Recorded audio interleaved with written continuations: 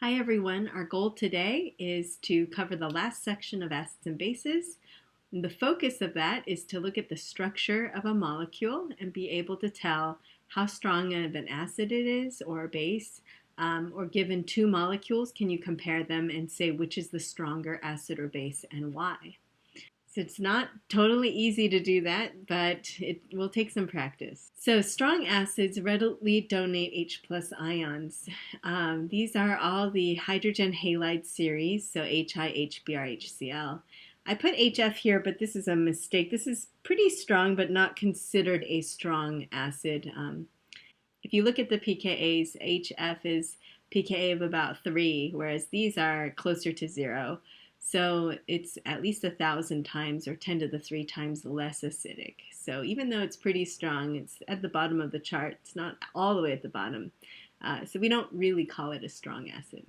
But HCl, HBr, HI, definitely we would call strong acids. We also have H2SO4 sulfuric acid and HNO3, as well as hydronium ion, which is the acidic species that we make in aqueous solutions. So H plus combines with H2O and makes H3O plus. So you might ask yourself, what makes all of these, quote, strong acids as opposed to just any acid or weak acids? It's not the fact that they have H, that just means that they're acids. What makes them strong is what the H is attached to. So something about the halogens makes these really strong, but not fluorine. And then something about this hydrogen sulfate ion and this nitrate group and water, something about those make the hydrogen prone to leaving that group very readily. So you might want to think about, what is it about what's left, or the conjugate base? What is it about it that is so stable that lets the hydrogen free? And now let's get to the strong bases. What do they look like? So strong bases are things like hydride ion, alkoxide ion, this amide ion, and this carbon ion. So notice that they all have something in common. Even though they're different elements, they tend to have a lot of lone pairs. So they're very electron rich, and they tend to be negatively charged. So something to think about is, remember how the arrows that we were using start with the base and they grab an acid? So the more negatively charged you are, the more it's going to be able to do that. So one thing I want you to think about also is like having that negative charge concentrated in a small volume of space. So if these are small atoms and they're period 2 or period 1, there's a lot of negative charge concentrated in a small area. That's what makes them want to react. So that's very unstable when that negative charge is squished together and it wants to react and grab a positive charge. So now in this problem, we want to see if we can make a determination based on what you see here compared with what we saw before. Can you tell if it's a strong acid or a strong base? Now remember, these are R groups, and you want to look for similarities. If I saw something that looked sort of like this, I would think it was reactive like that. So you want to look for some patterns. Let's do some of these together. The goal is we want to determine, is it a strong acid, a strong base, or neither? Neither means it's a weak acid or base, or it's not even an acid or base at all. So let's look at part A, and we'll do this together. Part A is water. And I'm going to look, I remember hydrogen could come off or O could grab a hydrogen. So this is an acid or a base. Hopefully you remember from experience that water is a weak acid or could be a weak base. And we drink it, so it's definitely safe. It's not super reactive. So intuitively you should say it's neither. But using the chart up here, notice that it's not up here. In fact, its conjugate acid is up here. So its conjugate acid is strong, but it as a conjugate base is then weak. So this is neither. And then for part B, remember we went through this, even though it's one of the stronger acids, it's not technically what we call a strong acid. So there's a continuum of acidity, and we just cut it off at the pKa of 0. So this is pKa of 3, so it's a bit higher than what we would call super strong. So this is going to be neither as well. This is what we consider a weak acid. And then you'll want to know why that is, and then be able to explain why that is in later on in this video. Why don't you guys pause it and think about each of these and see if you can figure out, based on these patterns, what if any of these look strong as an acid or base to you. Go ahead and pause it and give it a try.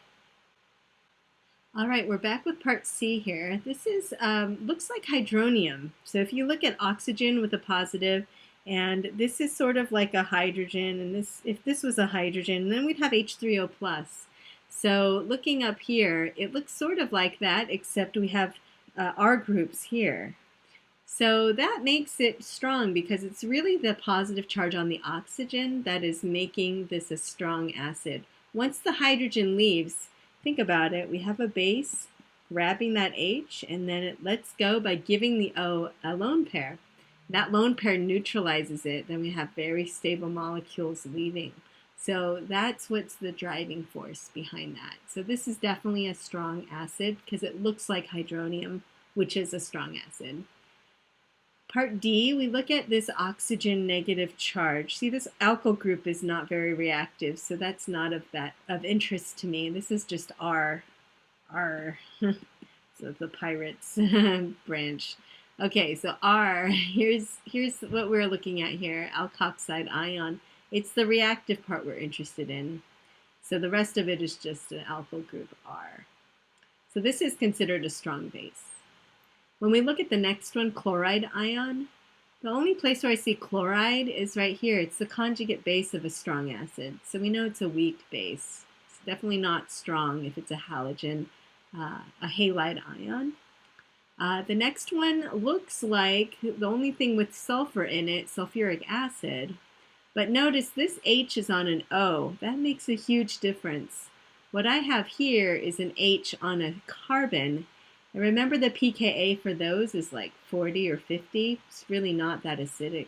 So even though it's next to this, it's not attached to an O. So that makes a huge difference. And for part G, now we have the sulfur and the oxygens, but the H is on the O. And that resembles a lot more the sulfuric acid than the previous problem. So this is going to behave more like sulfuric acid. So I put strong acid there. So try to recognize, the center of reactivity and make an analogy to one of these structures and see if it's strong based on that. All right, for the next part, we're looking at 3 examples of different R groups. So if you think back to this one, remember it's this part that's reactive, and then there's just a generic R group. Well, now we're at the point where if you use your pKa chart, first of all, none of these are going to be on it because these are bases. The hydrogens have been removed. So, and we don't use pKb charts. So if we want to compare these as bases, we want to consider their conjugate acids because we're used to thinking of acids. So let's do that. Let's look at their conjugate acids. Go ahead and draw the conjugate acid for each of these bases right down here. Okay guys, so I've drawn the conjugate acids, and now when I think about what is their strength as an acid, then I would look up their pKa value. But remember, this is just a generic R group, so look up your pKa for alcohols. So your pKa for alcohols is around 16. So, but you don't know the difference between these. Like you don't know if this is stronger than this or this. So then I don't know how basic these are compared to each other. So we call that relative acidity, relative basicity. So in order to find out how to rank them within a group, you can either look up their specific pKa's, but it's not going to be provided to you. What you should do is look at their structures and see if you can tell what their stability is like. So for example, let's look at their structures. All right, so base strength depends on electron density. So what we want to do is look at how electron rich that oxygen is. The more electron rich it is, the more concentrated that charge, the more it's going to want to neutralize or spread that charge out. So of these 3, let's zoom in on the negative charge, and they all look the same, but there's this idea called induction. And what induction is sort of the flow of electrons through a carbon chain, for example. So if I have carbons attached and they have electron clouds, let's show them here. Then some of that electron cloud can be skimmed off away toward the oxygens. The oxygen's more electronegative, pulling the electron cloud that way. So what is the effect of having a longer chain on that pull? So if I have now a larger electron cloud because I have a longer chain, now I have even more electrons, just slightly more, not that much, but a little bit more. And then what if I have a bunch of carbons from here and here and here? So you could imagine that there's going to be even more induction going on here. So how that translates to the basicity of the oxygen is that in this case it's going to be a little bit stronger, and then here it's going to be even stronger because of that negative charge flowing toward the oxygen. So by induction, which of these appears to be your stronger or more reactive base? Well, we said that the more basic means that it's more negatively charged. So this is going to be our strongest base, and this will be our weakest base. By analyzing the conjugate bases, what can we say about their acid forms? All right, so terbutoxide is the strongest base of these three. So what does that say about its conjugate acid compared to those other ones? Well, remember, strong makes weak. So the stronger the acid is, the weaker the base. The stronger the base, the weaker its conjugate acid. Therefore, the strongest base will have a conjugate acid that is the weakest, looking at this series of three. Okay, so this is the weakest acid, whereas this one will be the strongest acid. So there are several questions that we might be able to answer regarding this information. So the question may have been, here are three bases, which is the strongest, and explain. So we've done that. Or it might be, here are three acids, explain which is the strongest. And so you might want to look at their conjugate bases, which is the strongest base or weakest base, to figure out your strongest acid or your weakest acid. And then one more layer on top of that is you may have been given these three acids and then asked, which is the acid with the lowest pKa? Now, if you look at the pKa chart, because you're thinking, oh, pKa, just look at the chart, you'll be mistaken, because the pKa of alcohols in general is approximately 16, which is what this question is asking down here. But it doesn't tell you between these three specifically the pKa value for each of these specifically. So that's where you really need to figure out how to use this approach of looking at the conjugate stability. So given a question, which of these three acids has the lowest pKa, you need to break that down. You would say, well, let's look at their conjugate bases. Let's look at which one is the weakest conjugate base. That'll give us the strongest acid. The strongest conjugate acid will have the lowest pKa, because the stronger the acid, the lower its pKa. All right, so that's a long chain of reasoning, but that's something that you should be familiar with and practice. So now here's another type of problem where you want to look at structure and make an inference about the acidity. So let's take a look at this molecule. It's multiple acidic sites here. So first, let's identify them all. So the acids are hydrogen donors. So we've got hydrogen over here. And these three are equivalent. It doesn't matter which one, they're going to all have the same pKa value. Because of the bond rotation, carbon methyl group here, the CH3 group is going to rotate. It doesn't matter which hydrogen. Same here, we've got a hydrogen on the nitrogen, and these two are equivalent. And then we have this one here.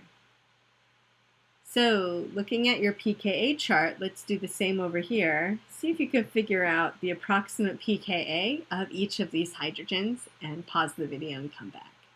All right, guys, so we're trying to answer this question. How do we know which hydrogen on a molecule is the most acidic? So one strategy is to look at your pKa chart and then start learning, getting a sense for, oh, this is an alcohol, this is about 16, this is a carboxylic acid, it's about 5. You're getting a sense of that so you can just tell by looking at it, oh, carboxylic acid's stronger than alcohol. All right, so now I looked at this as an alkyl hydrogen, so 50. This is the protonated amines, around 10, so like ammonium ion and H4+. This one's my alcohol, about 16. This is alkane. This is my amine, 35. And this is my strong acid. This is like hydronium ion, which was 0. So for each molecule then, my strongest, the most acidic hydrogen is this one. And then over here, it's this one. And notice they're on the atom that is the positively charged atom. So what they have in common is that they're the ones right next to the positive charge of a heteroatom. Heteroatom is not carbon, but like oxygen or nitrogen, something different.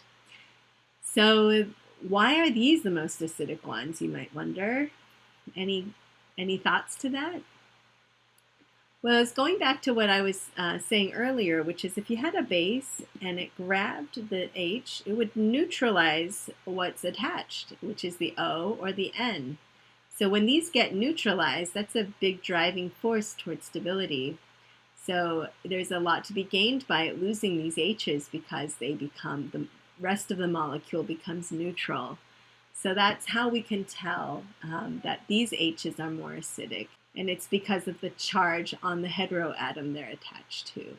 So that's a factor of structure that we call charge. And so charge really helps us figure out the acidity. So if you guys haven't noticed yet, the theme is that we're looking at the structure, but the pKa chart's not going to tell us which is stronger as an acid because their structures are similar.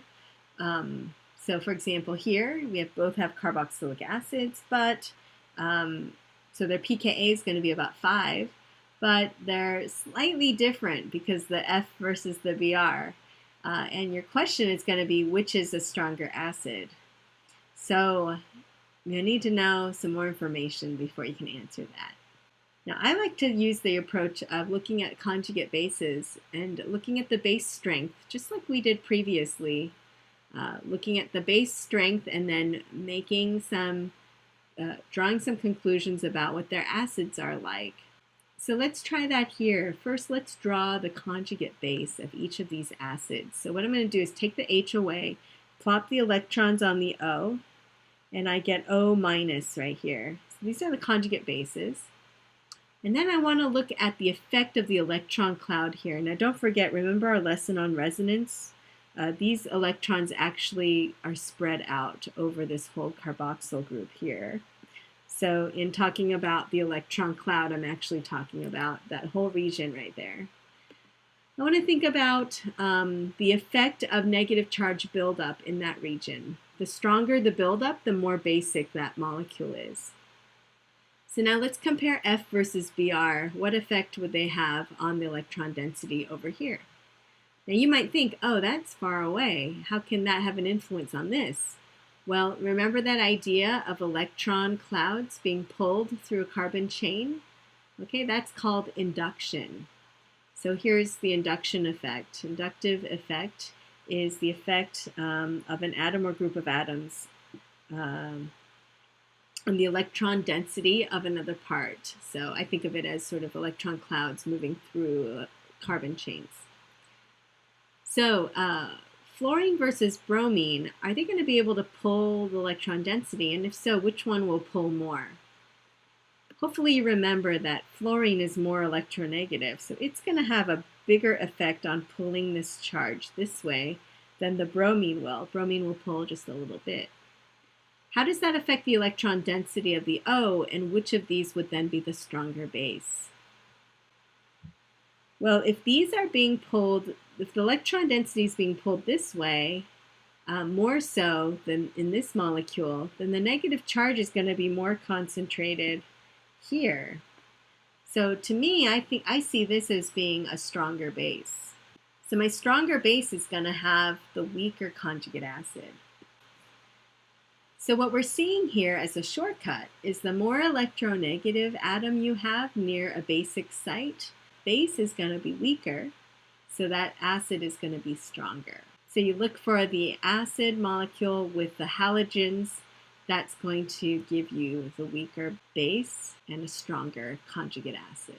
So you look for the molecules with the halogens. The higher the electronegativity, the more pull and effect it will have on the basicity, which then affects its acidity. Why don't you guys now use that same idea of induction and figure out, of these two carboxylic acids, which one would be the stronger of the two, and circle it and explain why.